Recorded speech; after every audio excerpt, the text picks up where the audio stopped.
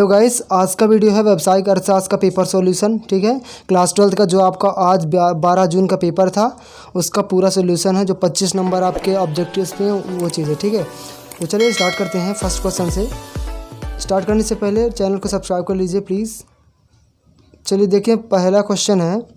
देखिए first question आया था, समष्टि अर्थशास्त्र में ध्यान नहीं दिया जाता है, तो इसमें से जूट उद्योग पर ध्यान नहीं दिया जाता, क्योंकि अर्थव्यवस्था में भी मुद्रा प्रसार ये रहता है, समग्र मांग, बेरोजगार की समस्या पर, ये सब ठीक है। ठीक है, सेकंड, वस्तु की हर अगली इकाई के प्रयोग से सीमांत उपयोगिता बढ़ती है घटती है, क्या है तो घटती है। ठीक है, तटस्थता वक्र विश्लेषण में दो वस्तुओं के बीच विनिमय का अनुपात दर्शाती है कीमत रेखा। ठीक है, निम्नलिखित में से कौन सी वस्तु पूरक होती है, तो चाय, कॉफ़ी, कोक, तो पेप्सी, चावल, इनमें से कोई नहीं, तो ये होगा। बहुत से लोगों को कन्फ्यूज़न है कि चाय, कॉफ़ी, तो यहाँ अगर आपको राइट पता है तो आप बताइए, लेकिन हमें तो लगता है इनमें से कोई नहीं होगा। ठीक है, मांग में विस्तार का कारण दी हुई वस्तु की कीमत पर गिर जाना। ठीक है, चलिए सेकंड क्वेश्चन की ओर बढ़ते हैं।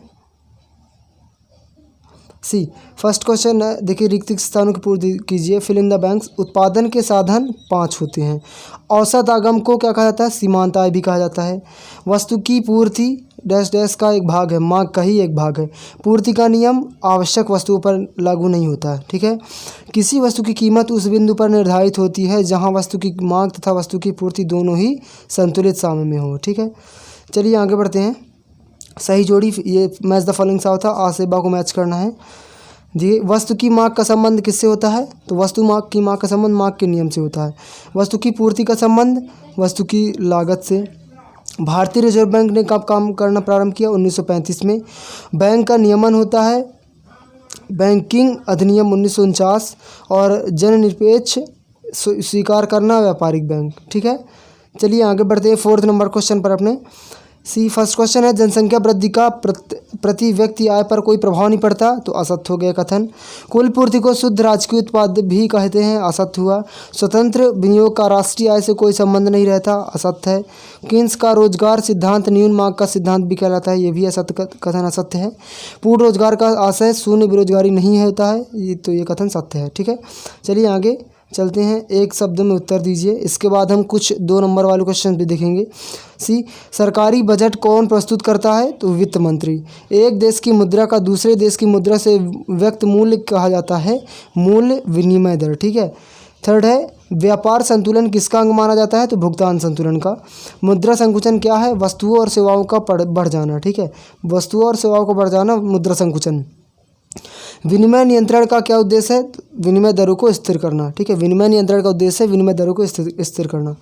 So this was all about, ये 25 क्वेश्चन थे आपके ऑब्जेक्टिव टाइप, जो आपने मैच कर लिया। और इजी क्वेश्चन ही क्वेश्चन में देखिए, क्वेश्चन भी इजी आया हुआ था। देखिए बजट रेखा क्या है, बहुत इजी थे क्वेश्चन। सामान्य वस्तु से आप क्या समझते हैं, हम कहते हैं कि बाजार में किसी वस्तु के लिए अधिक मांग है, समझाइए। हम सब कहते हैं कि बाजार में किसी वस्तु के लिए अधिपूर्ति। देखिए पूर्ण प्रतियोगिता भी आया हुआ था।